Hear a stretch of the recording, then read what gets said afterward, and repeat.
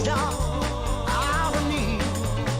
Light our way back home, coming in from the cold, and we'll be all set free.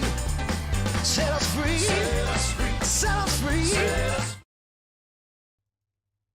Hey, good morning, good morning. Good afternoon, good afternoon. This is Andy, and I'm excited to talk to you today about preventive maintenance for your computer. Now, whether you have a Mac or a PC, some people say, I'll fix it when it breaks. Others say, and I tend to agree with the latter, that you should maintain your computer properly as you're going throughout your day.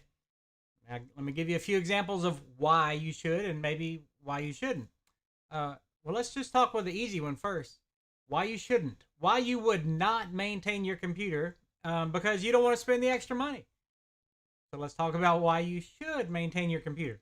Because it's better for you to maintain your computer and repair it or prepare it, if you want to call it that, before it breaks, and it costs a lot less to fix it when you have time versus when you're in a crunch. I have some clients that don't want me to touch their computers ever until they mess up. I have other clients who schedule me every 9 to 12 months to help them with their computers.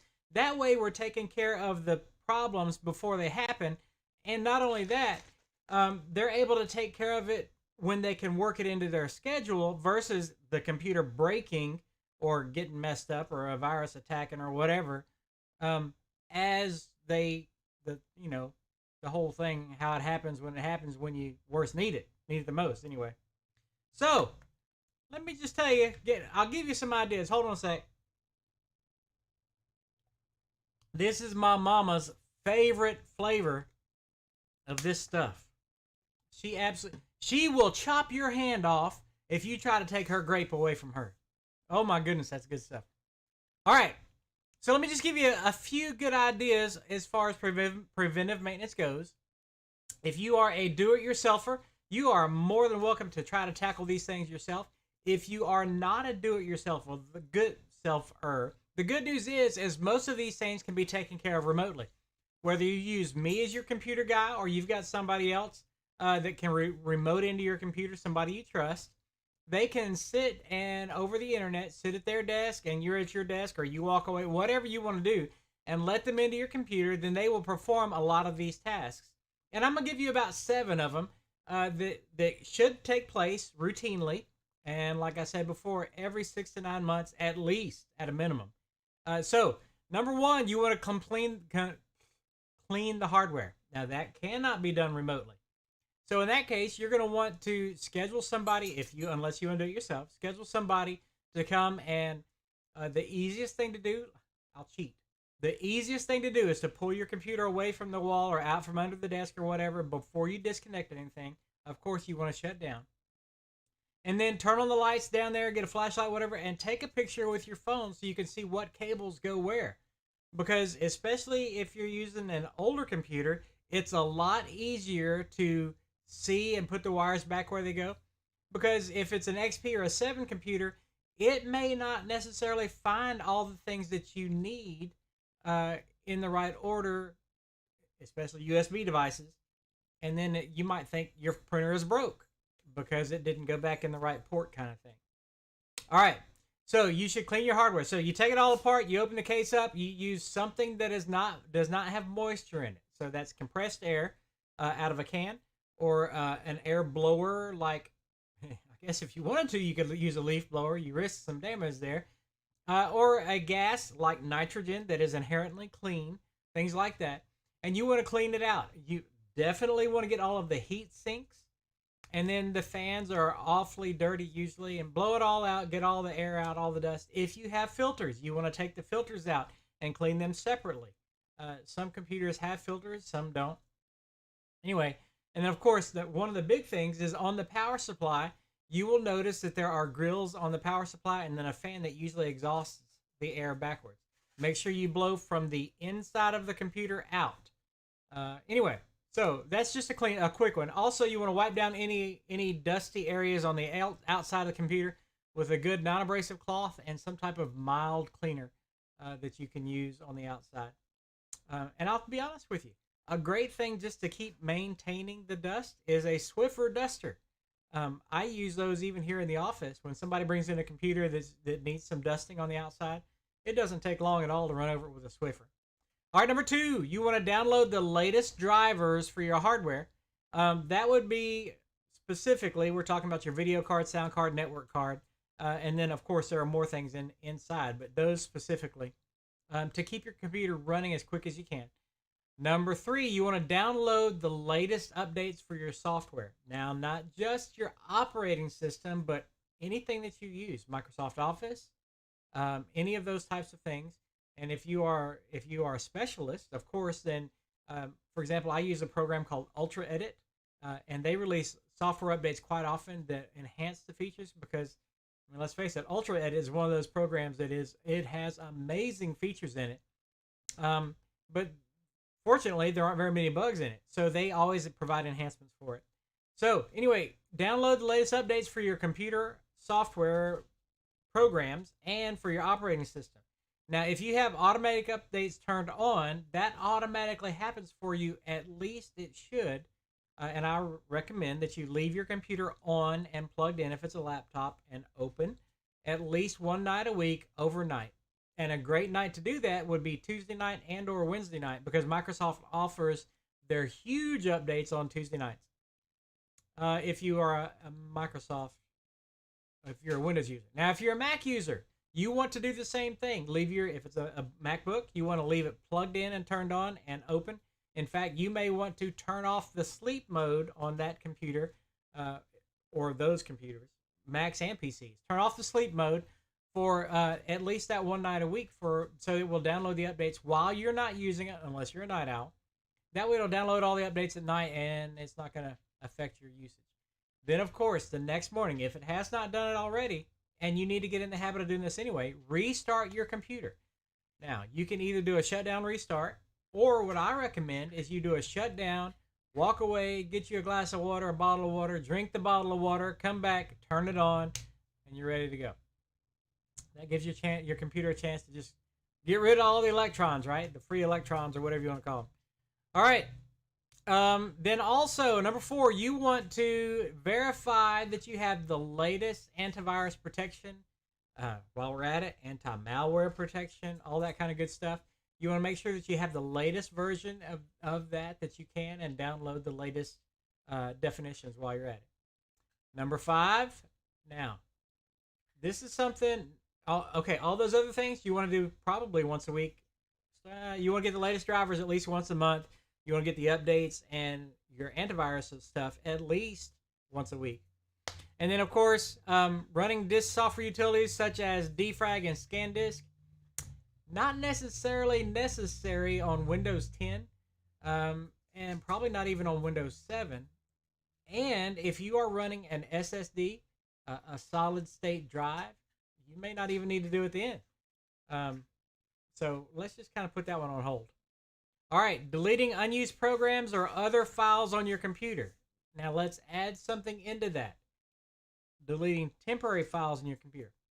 Let me just give you a story. Every now and then, I have customers who do a huge amount of research on the internet. And I don't know if you know this or not, but as you are on the internet, whatever web browser you use, it doesn't really matter. If you're on the internet and you see a picture, it actually downloads to your computer and is stored in a temporary location. If you see a video, like this video you're watching right now, it downloads to your computer and is stored in a temporary location. If you hear a sound, all of those things actually download to your computer. So you can imagine if you have to go, if you're working, let's say that you're a professional research, whatever, and you are working and you are researching and you're using the internet to do it. That means you're having to go to a ton of websites to get your info, right? That info, every website you go to is going to have pictures. It's going to have, some will have videos, some will have sounds, music, whatever. All that stuff gets downloaded to your computer. So you can imagine if you go to, if you're a researcher, 100 sites a day, that's 700 sites in a week. Oh my goodness, that's a bunch of stuff. Those are temporary files that get stored to your computer. And of course, as you go, the more temporary files you have, the slower your computer gets. And as you go and all these temporary files build up, believe it or not, they will fill up your hard drive. There have been cases. Some of my clients have called me. My C drive says it's out of space. Okay, let's take a look at it. If it's not so drastic that it still operates and can get on the internet, I can do it remotely. If it is so drastic that it won't even boot correctly or run once it has booted, then that means I need to make a trip there and do some work and clean it up. So temporary files are one of those things that you really, really, really need to take care of. And I would say quite often, and if you don't do it, at least whenever your computer person takes care of you, they'll be doing that for you. And like I said, every 9 to 12 months, if not more often. All right. And then here's number 7. If you don't turn off your computer, it's good to reboot your computer every few weeks, unless it's a critical computer like a server. And we've already talked about that. You want to do a shutdown, and I recommend every week. So if it's your office computer, shut that dude off on Friday when you go home, unless you have to remote back in. If it's one of those things where you have to remote in or you're always running it or whatever, shut it off when you go to lunch. When you come back, turn it on and then finish out your day. Do that once a week for sure. All right, listen, I've got a ton of these great tips like this, and I've got a ton of other stuff that I've helped you with in the past. So if you would like any of my info, I haven't talked about my infographic that I built. Time-saving keyboard shortcuts, 2 sides of it. If you would like any of this info, I would love to get it to you. Send me a message, send me an email, give me a call, and I'd be happy to help you out. In the meantime, I'm going to drink some more of my good stuff, and you guys get to listen to Let's Look at You Now. All right, have a great afternoon. I'll see you tomorrow at 12:15. By the way, if you are in the path of the hurricanes or the suspected path or forecasted path, man, please be safe. Make sure that you have water. Make sure that you're also thinking about your animals, inside and outside animals. Make sure that you have water and food, gasoline. Right now, there's already a shortage of gasoline here in Nacogdoches. So you may have to go off the beaten path to find some. And you, unfortunately, may end up having to spend a little bit more per gallon to get it to make it happen. But go ahead and fill up your car. Make sure you've got water. Make sure you've got some food. Maybe some food that doesn't have to be heated up. In my case, I'm okay with that because I live on meal replacement bars and protein bars and protein shakes and things like that because it's so easy for me to get in and out and be convenient, right? Anyway, so make sure you've got good stuff. Peanut butter and jelly. Well, peanut butter for sure. Jelly if you have a way to keep it cool. So let's talk about that. Start over. Right now, today, when you go home, put a cup of water in the freezer. After it freezes, put a coin on the top. That way you know that if the electricity goes out and the freezer goes and everything starts thawing out, if the coin goes into the water, that means you probably ought to throw away everything in your freezer, right? Yeah. If you have a generator, make sure that your freezer is one of those things that you plug into your generator. Now, it doesn't have to be in there constantly. You can unplug and swap out things, but you better keep it in there enough so that it will keep things cold. And then while we're talking about being out of power, make sure that you have batteries in your radios, and then also make sure that if your electricity does go out, that you're not always opening and closing your fridge. Figure out what you want beforehand. Open the fridge, get it out, close the fridge, because you want to keep the thermal mass cold, right? All right. So we talked about water, we talked about gas, we talked about food, and of course, be safe. If you come across high water on the road, do not cross the water. It's safer to go home and sit it out than it is to try to cross it and get washed off the road. We don't need any unnecessary deaths. We don't need any deaths, period. And while we're on the same thing, talking about unnecessary deaths, tell everybody you know and love that you know and love them and you appreciate them, because guaranteed, tomorrow is not guaranteed. All right, be blessed. I will talk to you tomorrow at 12:15 if I have electricity. And I'll talk to you later. Have a great afternoon, and be careful. Bye-bye.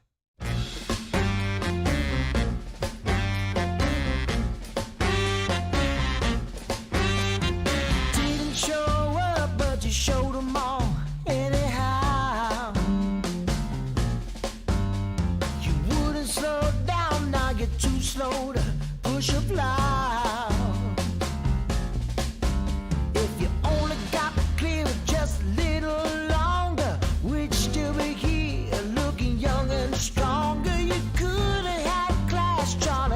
just a